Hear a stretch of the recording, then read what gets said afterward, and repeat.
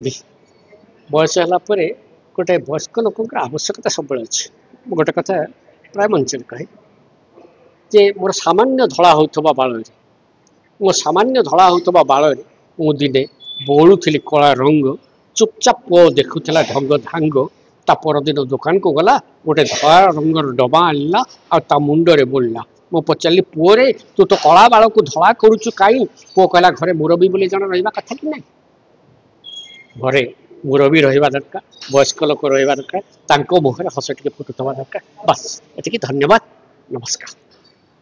जे बयस है मनीषर भाव कमी जाए जमती गोटे पैडर दाम ठो गोटे नड़ियार दाम कम किए कहे आज्ञा बयस है मनीषर भाव बढ़े से बेसी दामिका हो जाए तार केश रूपा हो जाए आखिरे मोती आसी जाए दांतर सुना देखा जाए किडनी रे पत्थर देखा जाए आ सर्वोपरि शिरा प्रशिरा रे शर्करा देखा जाए बयस मनीष जिते बढ़ तार भाव से बढ़ तो वयस्क लोक मुहर हस फुटेबा एक दायित्व मन कर 25 जून रे मत भी 60 वर्ष मु बो फाउंडेशन तरफ दायित्व नेली आ गोटे 60 फगुण पर ना वयस्क लोक टिके आमोदित करने बस ये हूँ 60 फगुण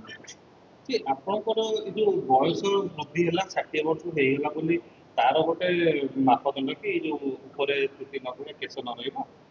नहीं आप 15 दीर्घ 10-15 वर्ष है केश अच्छी केश एकमात्र परिचायक नुहे बयसर जब खाली पाचिला केश देखिक आप वयस्क बोली भावी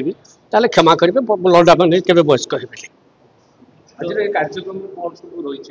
कार्यक्रम